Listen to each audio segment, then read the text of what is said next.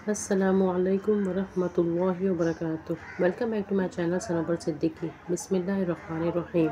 Rabbi यस्सिर वला तुअस्सिर वतम्मिम bill खैर वबिका नस्तईनु या फत्ताह रब्बि ज़िदनी इल्मा।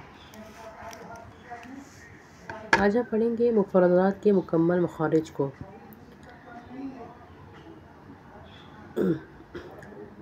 अलिफ मुँह का खाली हिस्सा जैसे आ, बा दोनों होठों के तली वाले हिस्से को मिलाकर जुदा करने से अदा होता है बा। ता ज़बान की नोक को ऊपर के अगले दो दांतों के जड़ से लगाकर अदा होता है ता की आवाज़ बारीक होती है। सा ज़बान की नोक को ऊपर के अगले दो दांतों के किनारे इस तरीके से लगाना कि सामने बैठे शख्स को हमारी थोड़ी सी ज़बान दिखाई दे और अदा होगा सा। जीम ज़बान के दरमियानी हिस्से को तालू से चिमटा कर अदा होता है जीम। हा ये इब्तिदाई हलक से अदा होता है। हलक के तीन हिस्से होते हैं, इब्तिदाई हलक, दरमियानी हलक और आखिरी हलक सीने की तरफ। ये हा जो होता है वो इब्तिदाई हलक से अदा होता है। खौ ये दरमियानी हलक से अदा होता है।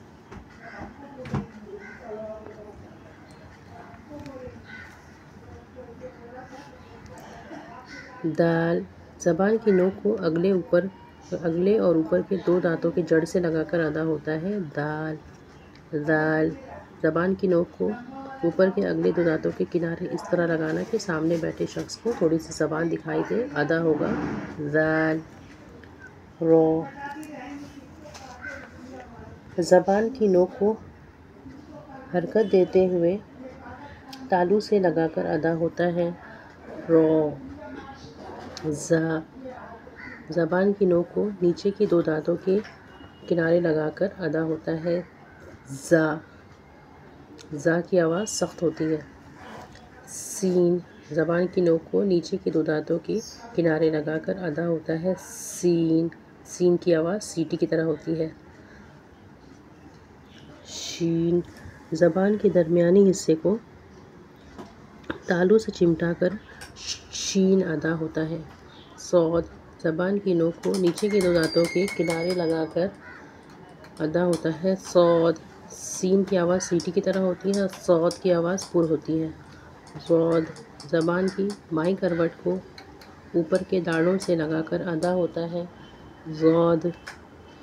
तो ज़बान की नोक को ऊपर के और अगले दो दांतों की जड़ से लगाकर अदा होता है तो ज़बान की नोक को ऊपर के दो दांतों के किनारे इस तरह लगाना कि सामने बैठे शख्स को थोड़ी सी ज़बान दिखाई दे, अदा होगा ज़ो। आइन इब्तिदाई हलक से अदा होता है आइन, जहाँ से हा अदा होता है वहीं से आइन अदा होता है। गौइन ये दरमियानी हलक से अदा होता है, जहाँ से खौ अदा होता है वहीं से गौइन अदा होता है। फ़ा नीचे की होंठ के तली वाले हिस्से को ऊपर के दांतों के किनारे लगाकर अदा होता है फ़ा।